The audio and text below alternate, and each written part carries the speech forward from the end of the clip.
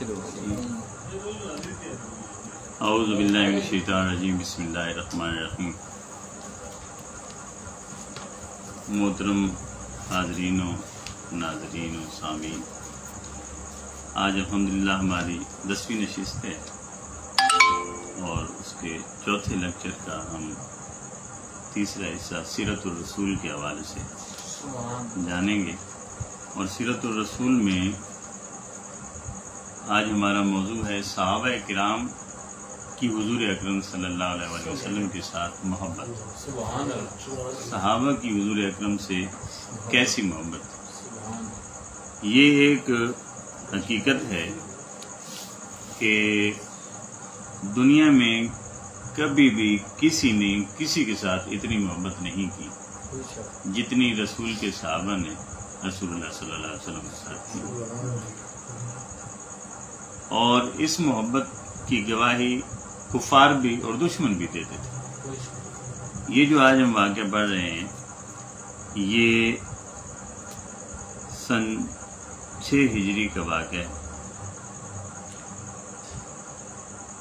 کہ حضور اکرم صلی اللہ علیہ وسلم کے ساتھ صحابہ حج کرنے کی غرض سے نکلے اور مدینہ شریف کی طرف تشریف لائے۔ راستے میں خیبر کے مقام پر رکے۔ کفار اور مشرکین کو سمجھ آ گئی کہ قافلہ آ گیا ہے مسلمانوں کا، تو انہوں نے حج کرنے سے روک دیا۔ سفارتی گفتگو بھی ہونے لگ گئی، وہ واپس کرنا چاہتے تھے، اور یہ صحابہ کرام کا جوش بڑا، زور و شور کے ساتھ وہ حج کا فریضہ سر انجام دینا چاہتے تھے۔ تو درمیان میں جو سفارتی سلسلہ شروع ہوا تو عروہ بن مسعود ابھی مسلمان نہیں ہوئے، وہ آ گئے۔ کافر تھے اور وہ سفیر کے طور پر آئے۔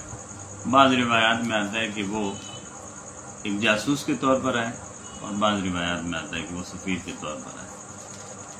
انہوں نے جو کچھ دیکھا اس وقت حالت کفر میں صحابہ کرام کی جو محبت اور والہانہ پن اور عشق دیکھا رسول کائنات کے ساتھ، تو انہوں نے جا کر اپنی قوم سے جو بات کی وہ ساری بات بخاری شریف نے بیان کی۔ وہ جا کر واپس گئے اور کہنے لگے، اے قوم، اے میری قوم، واللہ اللہ کی قسم، لقد وفدت علی الملوک، میں نے بڑے بڑے بادشاہوں کے دربار دیکھے ہیں، ووفدت علی کیسر و کسریٰ والنجاشی، اور میں کیسر و کسریٰ اور نجاشی کے پاس بھی گیا ہوں، اس کے دربار کی شان و شوکت بھی دیکھی ہے۔ واللہ ان رأیت ملکا قط یعظمہ اصحابہ ما یعظم اصحابہ محمدا، کہ خدا کی قسم میں نے کسی بادشاہ کی اتنی تعظیم اس کے دوستوں کے توسط سے نہیں کرتے دیکھی جتنی تعظیم محمد کے صحابہ محمد سے کرتے۔ اتنی محبت میں نے کبھی نہیں دیکھی کسی بھی بادشاہ کی، کیسر و کسریٰ و نجاشی اور دنیا کے ملوک جتنے بھی ہیں ان کے درباروں میں گیا ہوں، اور اتنی محبت میں نے کبھی نہیں دیکھی کہ ان کے درباری ان سے کرتے ہوں، اصحاب ان سے کرتے ہوں جتنی محبت محمد کے ساتھی اور اصحاب حضور سے کرتے ہیں۔ پھر کہتے ہیں وہ کیسی محبت کرتے ہیں؟ کہتے ہیں واللہ میں نے دیکھا ہے خدا کی قسم، ان تنخم نخامتا الا وقعت فی کف رجل منہم، کہ اگر وہ لعاب دہن باہر پھینکتے ہیں تو ابھی وہ پھینکنے کا ارادہ کرتے ہیں کہ لوگ اپنے ہاتھوں کو بچھا دیتے ہیں، اپنے ہاتھوں کو بچھا دیتے ہیں اور آگے اپنی ہتھیلیاں کر لیتے ہیں۔ فذالک بہا وجہہ وجلدہ، اور اسے اپنی ہتھیلی پر لے کر اس لعاب دہن کو، حضور کے لعاب دہن مبارک کو، تھوک مبارک کو اپنے چہروں پر اور اپنے جسموں پر مل لیتے۔ اتنی محبت، اور یہ محبت کائنات میں رسول اللہ صلی اللہ علیہ وآلہ وسلم کے ساتھ کبھی اس کی مثال کہیں کائنات میں نہیں ملی. کہا وہ اپنے چہرے پر اور اپنی جلدوں پر مل لیتے ہیں، جسم پر مل لیتے ہیں. وَإِذَا أَمَرَهُمْ ابْتَدَرُوا أَمْرَهُ، اور جب وہ کوئی حکم دیتے ہیں، کسی معاملے میں کوئی بات کوئی حکم دیتے ہیں، ابتدروا تو وہ بھاگ پڑے ہوتے ہیں، وہ نہیں دیکھتے اس کی صعوبتوں کو، مشکلوں کو، کچھ بھی نہیں دیکھتے، بس وہ پھر اس کام کی انجام دہی کے لیے بھاگ پڑتے ہیں. وَإِذَا تَوَضَّأَ، اور جب وہ وضو کرتے ہیں، کادو یقتتلون علی وضوئہ، وضو اور وضو میں فرق ہے. وضو اس عمل کو کہتے ہیں جو ہم نماز کے لیے کرتے ہیں، یعنی ہاتھ پاؤں کو ایک ترتیب سے دھونا، اور وضو کہتے ہیں وہ پانی جو وضو کے بعد برتن میں بچ جاتا ہے، یہ جسم سے لگ کر وہ جسم سے جدا ہوتا ہے، اس پانی کو وضو کہتے ہیں. تو فرمایا اذا تودع کادوا یقتتلون علی وضوئہ، کہ جب وہ وضو کرتے ہیں اور ان کے جسم اطہر سے مس ہو کر پانی نیچے گرتا ہے، تو اس پانی کو پانے کے لیے صحابہ اتنی وارفتگی کے ساتھ دوڑتے ہیں اور آگے بڑھتے ہیں کہ لگتا ہے وہ آپس میں جھگڑ پڑیں گے، اتنی شدت کے ساتھ آگے بڑھتے ہیں. وَإِذَا تَكَلَّمَ حَفَظُوا تکبیر، اللہ اکبر. وہ وَإِذَا تَكَلَّمَ حَفَظُوا أَصْوَاتَهُمْ عِندَهُ، اور وہ جب بولتے ہیں تو یہ سب خاموش ہو جاتے ہیں، اپنی آوازوں کو پست کر دیتے ہیں، اپنی زبانیں بند کر دیتے ہیں، اور بالکل کامل تعظیم اور احترام کے ساتھ باتیں سنتے رہتے ہیں، عاجزی کے ساتھ. وما یحددون الیہ النظر تعظیما لہ، وما یحدون الیہ النظر تعظیما لہ، اور حضور کا احترام اس طرح کرتے ہیں کہ ایسے آنکھ اٹھا کر دیکھتے بھی نہیں، آنکھ اٹھا کر دیکھ، احترام کے ساتھ سر جھکائے بیٹھے رہتے ہیں. اور حدیث میں آتا ہے سوائے صدیق اکبر اور فاروق اعظم رضی اللہ تعالیٰ عنہما کے اور کسی صحابی نے کبھی رسول کائنات کے چہرہ کی طرف ایسے جی بھر کے دیکھا نہیں ہے، کیونکہ اسے بھی وہ عدم تعظیم سمجھتے تھے. تو حضور کے سامنے وہ ہمیشہ ایسے بس سر جھکائے کھڑے رہتے. وَإِنَّهُ قَدْ عَرَضَ عَلَيْكُمْ خُطَّةَ رُشْدٍ فَاقْبَلُوهَا، پھر انہوں نے کہا ابھی خود کافر ہیں، کلمہ نہیں پڑھا، بعد میں جا کر مدینہ میں پڑھا تھا، تو وہ کہتے ہیں وَإِنَّهُ قَدْ عَرَضَ عَلَيْكُمْ خُطَّةَ رُشْدٍ فَاقْبَلُوهَا، اور یاد رکھو اگر وہ آپ کو کہیں کہ ہدایت کی راہ اپنا لو تو ان کی بات مان لینا، ان کی بات مان لینا. کیونکہ وہ، اور خوف کیا تھا، صرف خوف کیا تھا، خوف یہ تھا کہ اتنی شدت سے محبت کرنے والے کبھی یہ گوارا نہیں کریں گے کہ ان کے محبوب کو ہلکی سی بھی تکلیف دی جائے. لہٰذا وہ جس شدت کے ساتھ وہ محبت کرتے ہیں اسی شدت کے ساتھ وہ انتقام بھی لیں گے. لہذا جب وہ کوئی بات کریں خبردار دہرانا نہیں، اسے تسلیم کر لینا. پھر صحیح مسلم میں حضرت انس رضی اللہ عنہ روایت کرتے ہیں کہ یہ بڑی محبت کی بات ہے، آپ نے سنی بھی ہے اکثر علماء کرام سے، مگر ہم اسے عربی پڑھ کر اسے دیکھیں گے کہ مسلم کی حدیث حضرت انس رضی اللہ تعالیٰ عنہ مروی ہے سے روایت ہے. فرماتے ہیں لما رما رسول اللہ الجمرہ، حج کے موقع، اور فرمایا جب رسول کریم نے وہ کنکریاں پھینکی، ونہر نسکہ، اور اپنی قربانی کی، وحلقہ، اور حجامت کرائی، ناول الحالق شقۃ الایمن، پہلے دائیں سائڈ انہوں نے بالوں کی کاٹی، دائیں سائڈ سے بال کاٹے، رسول کائنات کے بال مبارک، منہ مبارک کاٹے. اس سے ایک بات ہمیں یہ بھی سمجھ جانی چاہیے، اور ویسے تقریباً معمول بھی یہ ہے ہمارے حجام مزار کا کہ وہ ادھر ہی سے شروع کرتے ہیں، تقریباً ادھر سے شروع کرتے ہیں پھر اس طرف آتے ہیں، لیکن کچھ کثرت کے ساتھ جو پیچھے سے شروع کرتے ہیں. تو بالوں کو کٹانا یہ سنت ہے، اس طرف سے شروع اور پھر اس طرف سے آئے، بائیں طرف سے آئے. تو یہ ہمیں اس حدیث سے یہ تھوڑا سا سبق ملتا ہے. تو فرمایا ناول الحالق، وہ جو حجام تھا اس نے شقۃ शिक्कहुल ऐमन, दाएं जानिब से पहले लिया, फहलकहु, और उसके जो बाल काटे, तो सुम्मा दआ अबा तलहा अल अंसारी, आका ने अबू तलहा अंसारी को बुलाया, फ़आताहु इय्याहु, वो बाल मुबारक आपने उन्हें दे दिए, आपने मुँह मुबारक। सुम्मा नावलहु शक्का अल ऐसर, और फिर उन्होंने बाईं जानिब से काटे इस तरफ से,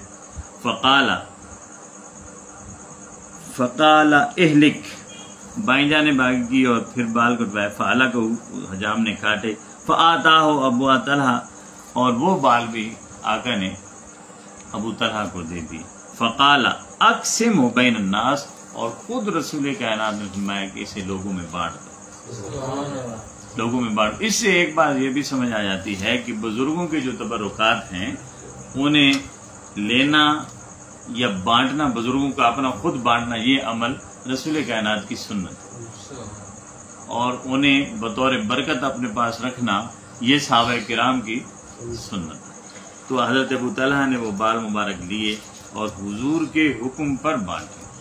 तो ये तबरुकात की इस हदीस से ये दो चीज़ें हमें ये समझ आ गई। मोहब्बत रसूल तो है ही सही, लेकिन यहाँ ये समझ आई कि एक तो बाल को जब काटें बाल तो दाएं तरफ से काटना शुरू करें, और दूसरा ये है कि अगर किसी बुजुर्ग का तबर्रुक और उसके साथ मंसूब कोई चीज़ आपको बतौर मिल जाए बरकत, तो उसे बतौर तबर्रुक रखना ये सहाबा की सुन्नत है, और बतौर तबर्रुक रखवाना ये रसूलुल्लाह सल्लल्लाहु अलैहि वसल्लम की सुन्नत। फिर ये एक वाक़या है, हजरत हमजा कैसे ईमान लाए, और उनका ये वाक़या है कि हुजूर अकरम सल्लल्लाहु, हजरत हमजा रज़ी अल्लाह तआला अन्हु हुजूर के चचा थे, 2-4 साल बड़े थे आपसे उम्र में, लेकिन आप रज़ाई भाई भी थे। हजरत सुवैबा, आमतौर पर लोग सौबिया कहते हैं, हम बच्चों के नाम भी बच्चियों के रखते हैं सौबिया, तो ये असल लफ्ज़ है सुवैबा, पाक दामन इसका माना। सुवैबा से वाव या और बा और ए, सुवैबा, तो ये पाक दामन के माना में आती है सुवैबा।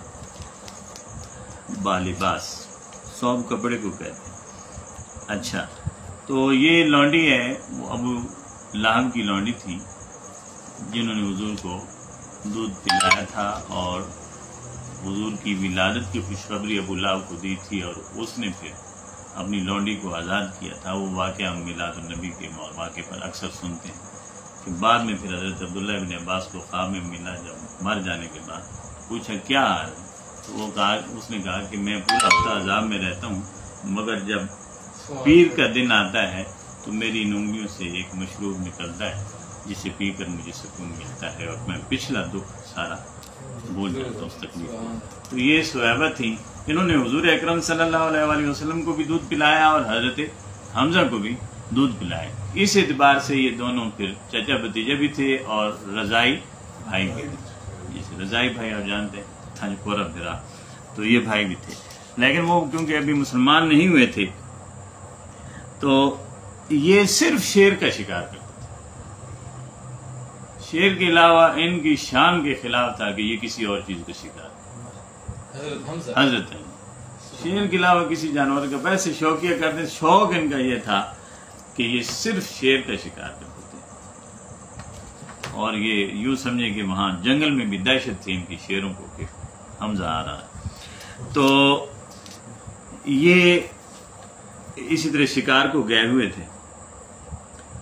हुजूर अकरम सल्लल्लाहु अलैहि वसल्लम कोई सफा से गुजरे और वहां कुछ लोग खड़े थे, तो आप उन्हें तबलीग करने लगे।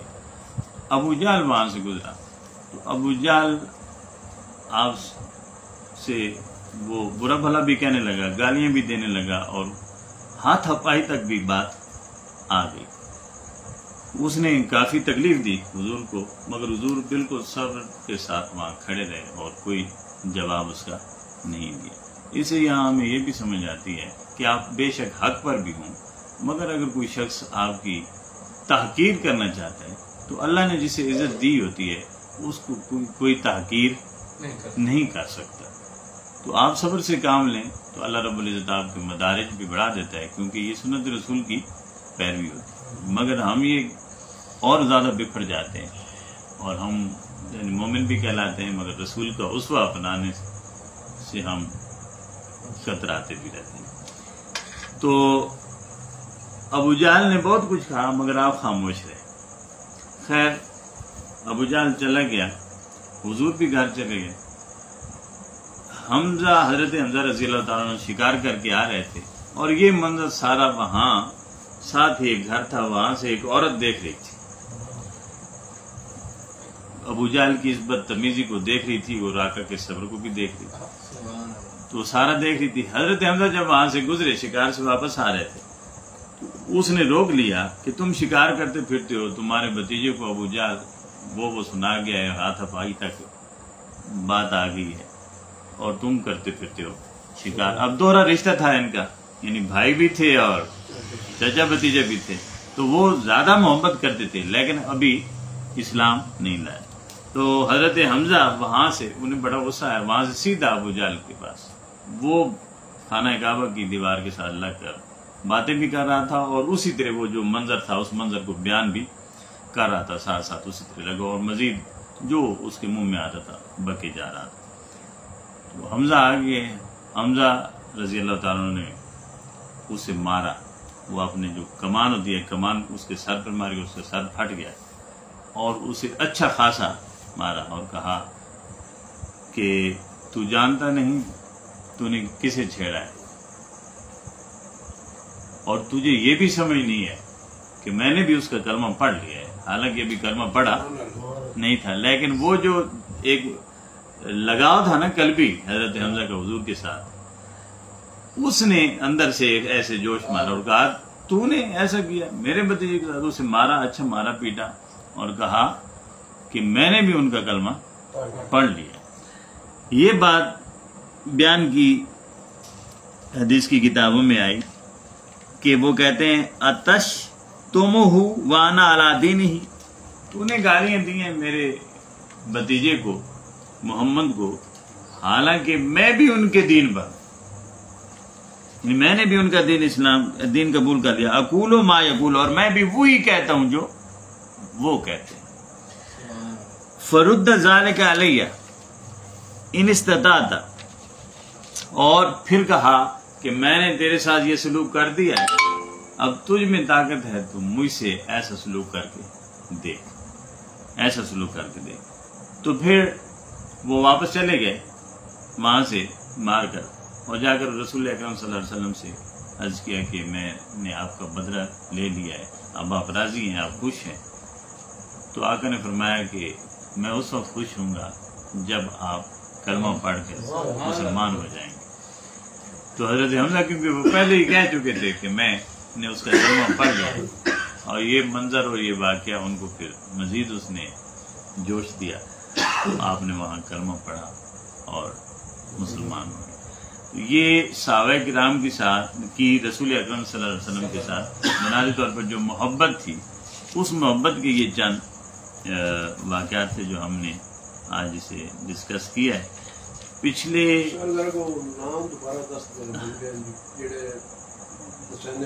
حضرت حمزہ رضی اللہ تعالیٰ، حضرت عروہ بن مسعود بعد صحابی ہو گئے، اس ویلے تو وہ صحابی نہیں ہے، اس میں مشرکین کی طرف جی بخاری شریف میں سارا واقعہ، بخاری شریف میں سب واقعہ، اور دوسرا جو ہے مسلم شریف میں بھی جا گیا۔ اچھا، پچھلے لیکچر میں ہم نے غسل کے حوالے سے پڑھا تھا، فاروق صاحب اس میں موجود تھے، باقی نہیں تھے، تو ہم نے غسل کی ابتدائی جو صورتیں ہیں اور اقسام ہیں غسل کی، میں اسے تھوڑا سا دہرا دیتا ہوں تاکہ آپ سب کو بھی مستحضر ہو جائے۔ تو غسل جو واجب اور فرض ہے، غسل کی 3 قسمیں ہیں۔ قرآن کریم پہلی بات تو یہ کہتا ہے وَإِن كُنتُمْ جُنُبًا فَطَّهَّرُوا، جب تم حالت جنابت میں ہو تو تم پر فرض ہے کہ خوب پاک صاف ہو جاؤ نہا کر۔ غسل کی 3 قسمیں بیان کی ہیں۔ ایک غسل فرض ہے، جو جنبی مرد ہو، عورت جب حیض اور نفاس سے فارغ ہوتی ہے اور اس کے علاوہ شہوت کے ساتھ منی کا اخراج ہوتا ہے تو یہ غسل فرض ہو جاتا ہے۔ اس کے علاوہ غسل ہے مسنون، مسنون کیا ہوا؟ سنت ہوا، جیسے جمعہ کی نماز کے لیے، پھر عیدین کی نماز کے لیے، حج یا عمرہ کا احرام جب باندھنے لگیں تو اس وقت، اور حج کرنے والوں کے لیے میدان عرفات میں زوال کے بعد، یہ غسل ہے مسنون، جمعہ کا، عیدین کا، احرام باندھنے کے لیے، اور حج کرنے والوں کے لیے میدان عرفات میں زوال کے بعد کا غسل۔ پھر مستحب ہے تیسری صورت، وہ صورتیں کیا ہیں؟ وہ یہ 16 صورتیں میں جلدی سے پڑھ لیتا ہوں۔ جو آدمی پاکیزگی کی حالت میں مسلمان ہوا ہو، یعنی مسلمان پہلے کافر تھا، اس نے کلمہ پڑھا، پہلے بھی وہ پاکیزگی کی حالت میں تھا، لیکن اب کیونکہ اس نے کلمہ پڑھا ہے تو اب ایک بار پھر اگر غسل کرے گا تو یہ مستحب ہے۔ جو بچہ ہے اور پھر تھا تو پاکیزہ حالت میں لیکن اب بالغ ہو گئے، جس وقت اسے معلوم ہو کہ اب وہ بالغ ہو گئے تو اس وقت وہ غسل کرے گا، یہ مستحب ہے۔ جو شخص جنون کی حالت میں تھا، پاگل ہو گیا، اس کے بعد اسے بے شک جسم پاک تھا لیکن جب اسے ہوش آیا ہے، ٹھیک ہوا ہے، تو اس وقت بھی اس پر غسل مستحب ہے اگر کرے گا۔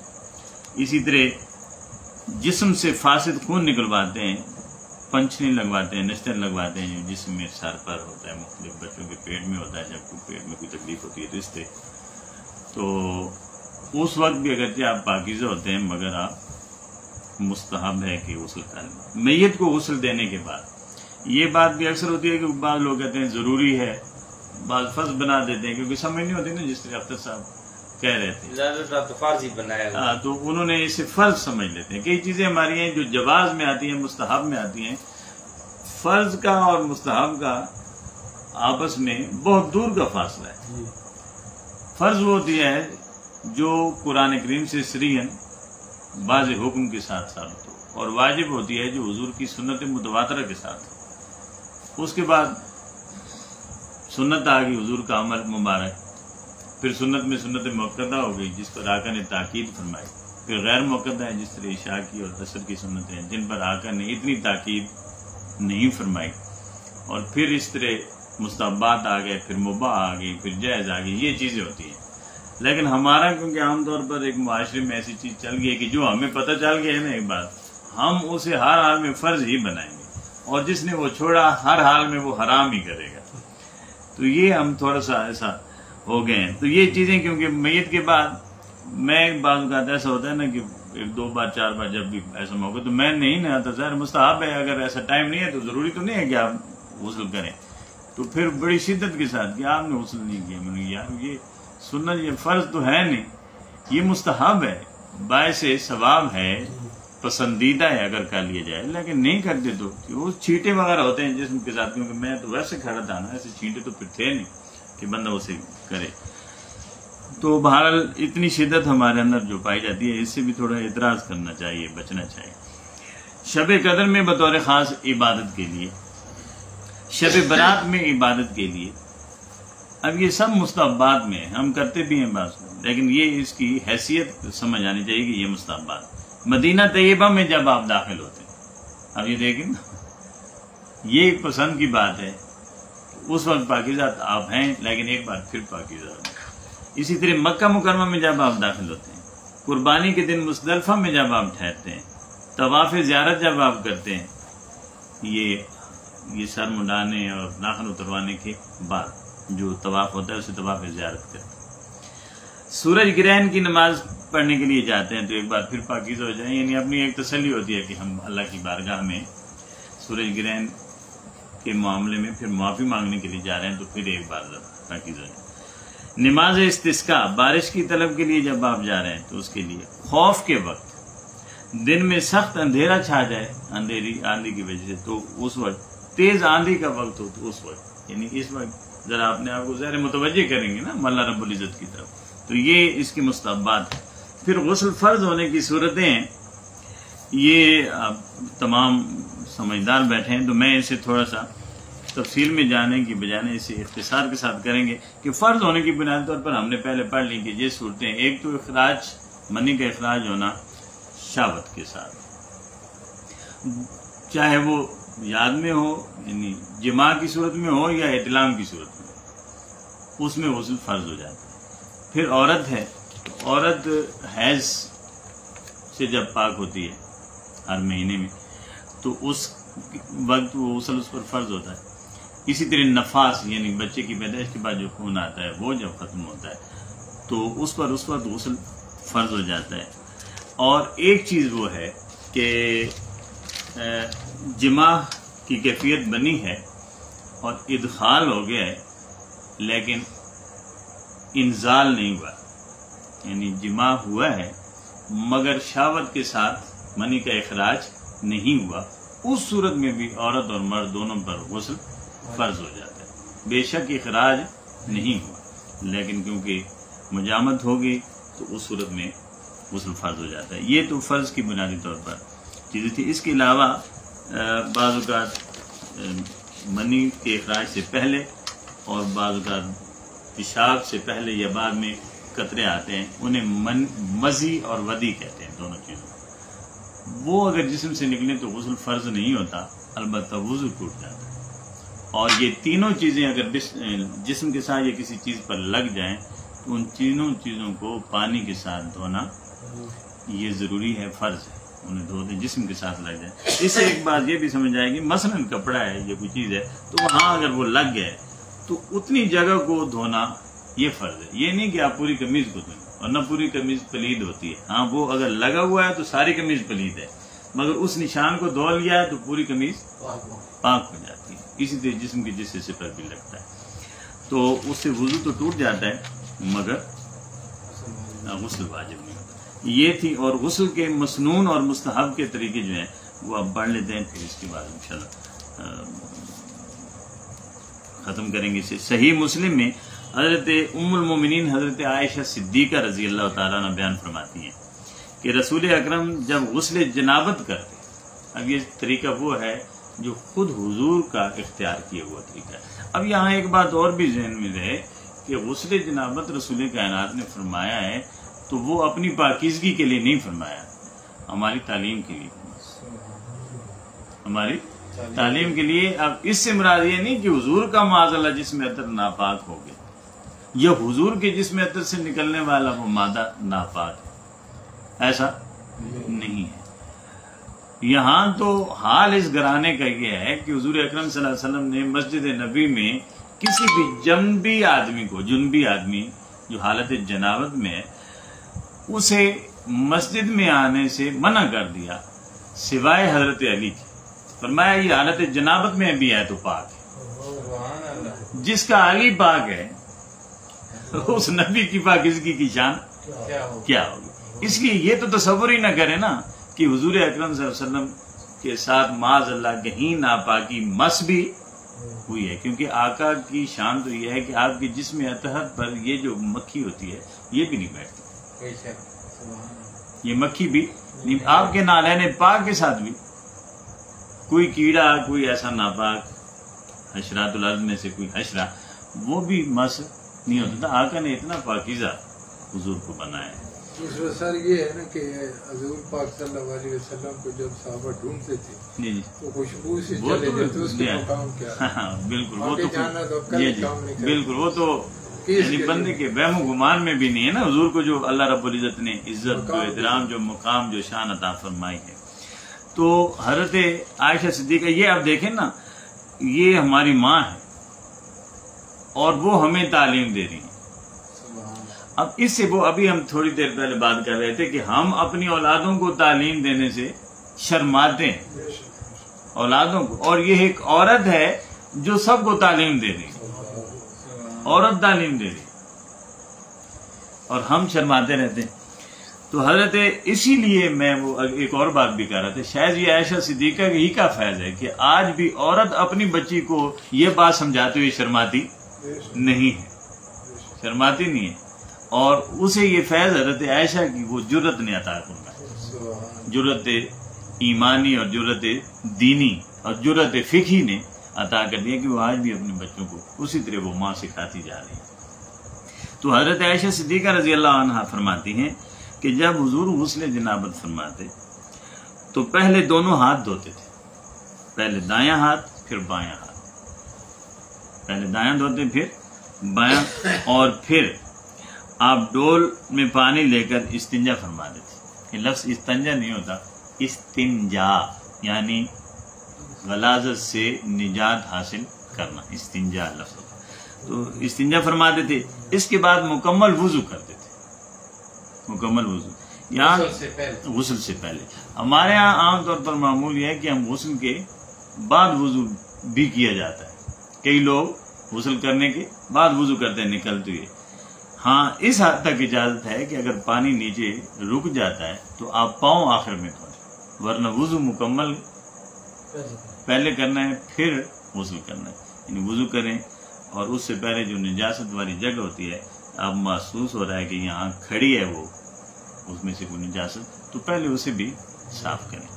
تو آپ استنجا فرماتے، پھر مکمل وضو فرماتے، پھر پانی لے کر سر پر ڈالتے سب سے پہلے، اور انگلیوں کے ساتھ اپنے بالوں کی جڑوں تک پانی پہنچاتے تھے. یہ سنت طریقہ جو غسل کرنے کا، جڑوں تک پہنچاتے. پھر جب دیکھتے کہ سر بالکل صاف ہو گیا سر، تو 3 مرتبہ سر پر پانی ڈالتے آقا. پھر تمام بدن پر پانی ڈالتے اور پھر آخر میں پاؤں دھوتے. کیونکہ وہ کچی زمین تھی تو وہاں پانی کیونکہ رک جاتا تھا اور بار بار اس کے چھینٹے اوپر آتے تھے، تو اس لیے آقا وہاں پاؤں آخر میں دھوتے تھے. اور آج بھی یہ حکم ہے کہ اگر پانی وہاں رک جاتا ہے تو آپ پاؤں کو آخر میں دھوئیں گے. ویسے ہی ہے کہ وضو جب آپ کر رہے ہیں تو جسم کا پہلا جو عضو جسے آپ نے دھویا ہے اس میں اتنی تاخیر نہ ہو اگلے عضو کو دھونے میں کہ پچھلا خشک ہو جائے. لیکن کیونکہ آپ غسل کر رہے ہیں تو پھر پورا جسم تر ہے نا پانی میں، تو اس لیے وہ اس میں یہ پھر نہیں احتمال ہو سکتا کہ یہ جسم تو سوکھ گیا اب پاؤں دھو رہے ہیں، تو وہ پورا جسم ابھی تر ہوتا ہے پانی کے ساتھ، اس لیے پاؤں آخر میں دھوئیں گے. تو وہ وضو یوں سمجھے کہ شروع کا آخر تک برقرار رہے گا. یہ حدیث مبارکہ کی روشنی میں جو غسل مسنون اور غسل مستحب ہے، وہ اس کا طریقہ پھر یہ بنے گا. طریقہ یعنی یہ غسل کرنے کا طریقہ تو ہم نے سمجھ لیا. اس میں یہ حدیث میں جو مستحبات ہیں اور جو سنت ہے وہ پورا طریقہ ڈیٹیل کے ساتھ کیا ہے. فرمایا سب سے پہلے نیت ہے کہ میں غسل جنابت کر رہا ہوں. نیت ہم نے وضو کے معاملے میں بھی پڑھا تھا کہ وضو آپ نے کر لیا بے دھیانی میں، لیکن آپ نے نیت نہیں کی وضو کی تو وہ وضو نہیں ہے. یعنی آپ نے وضو کر لیا سارا. بعض اوقات ایسا ہوتا ہے کہ بندہ ہاتھ دھونے لگتا ہے، منہ دھونے لگتا ہے تو ساتھ ہی کھلی اور ناک میں پانی سارا پورا عمل کر دیتا ہے، لیکن کرتا وہ وضو ہے مگر وہ وضو نہیں ہوتا. وضو کے لیے وضو کی نیت کا ہونا ضروری ہے.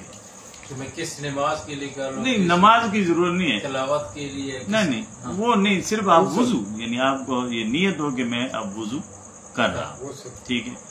اسی طرح غسل آپ کر رہے ہیں تو غسل آپ یعنی اپنی غسل فرض کر رہے ہیں بطور خاص، تو اس وقت آپ نے نیت کرنی ہے کہ میں غسل کر رہا ہوں. اگر آپ بغیر نیت کے بے دھیانی میں اور بغیر ارادے کے پورا عمل سارے کے سارا غسل کا آپ نے کر دیا ہے تو کیونکہ نیت شامل نہیں ہے اس لیے غسل فرض ادا نہیں ہو. غسل ہو جائے گا مگر غسل فرض جو تھا وہ پورا نہیں ہوگا. اس لیے یہ چیزیں جب آپ کریں یعنی وضو جب کرنا ہے، چاہے آدھا گھنٹہ نہر میں نہاتے رہیں، ہاں چاہے آدھا گھنٹہ نہر میں نہاتے رہیں تو وہ غسل نہیں ہوگا. بالکل، یعنی اس کے لیے ضروری ہے کہ آپ پہلے نیت کریں. تو جو عام غسل کر رہے ہیں، عام غسل ہے تو آپ کی نیت ہے غسل کر رہا ہوں غسل کر تو غسل ہو جائے گا. اگر نیت نہیں ہے تو وہ غسل نہیں ہوگا، جسم فریش ہو گیا. نیت کا مطلب یہ ہے کہ انسان کے دل و دماغ خیال ہو کہ آپ یہ وضو کر رہے ہیں یا آپ یہ غسل کر رہے ہیں. ٹھیک ہے. اسی طرح روزہ بھی ہوتا ہے. آپ سارا دن رمضان کے روزے میں آپ نیت نہ بھی کریں تو کیونکہ پتہ ہے کہ یہ رمضان ہے اور آپ تبادل کے ساتھ ہاں اسی کی کر رہے ہیں تو وہ تو ایک الگ چیز ہے. یعنی رمضان آ گیا آپ نے نیت کر لی اور پہلے بھی روزہ رکھتے ہیں. ہاں یہ ہے کہ کوئی شخص رمضان میں بھی روزے نہیں رکھتا اور پھر وہ روزہ رکھ رہا ہے تو اس کے لیے اس کی نیت ضروری ہے کیونکہ ہو سکتا ہے آج بھی وہ ویسے ہی ترخانے پر ہو تو اس کے لیے تو نیت ضروری ہے. مگر ایک شخص روزے دار ہے، رمضان میں روزے رکھتا ہے تو اس کے لیے شرط ان پہلے نیت جب آ گیا رمضان تو اس کی نیت ہوگی، ورنہ عام آدمی جو کھوجے دار ہے جسے ہم کہیں تو وہ اگر اتفاق سے روزہ رکھنے لگا ہے تو اس کے لیے نیت ضروری ہے۔ اسی طرح نفلی روزے جب آپ رکھتے ہیں تو آپ یہ نہیں کہ دوپہر کو یا شام کو کہیں کہ میں آج میرا روزہ ہے جی کھاتا، ویسے کوئی نہیں تھا، چلو جی میں تو روزے سے، اس طرح نہیں، اس کا روزے کی نیت شام کے دوسرے پہلے ایک دن اور رات کو سوتے وقت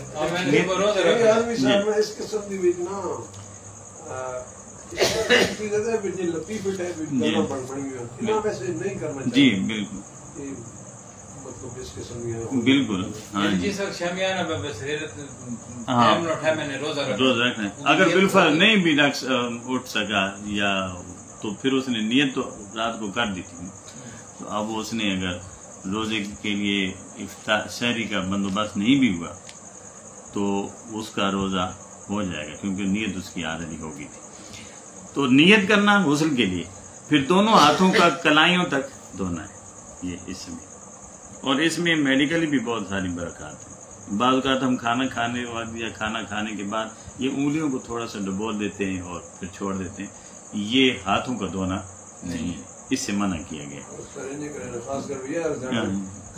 ایسے آگے آگے سے کر کے چھوڑ دیں، یہاں تک پورا آپ دھوئیں گے تو یہ آپ کی صحت کے لیے بھی، اور جو سنت طریقہ ہے وہ بھی یہ ہے کہ یہ جو کھڑی ہڈی اسے اس سمیت لیں گے۔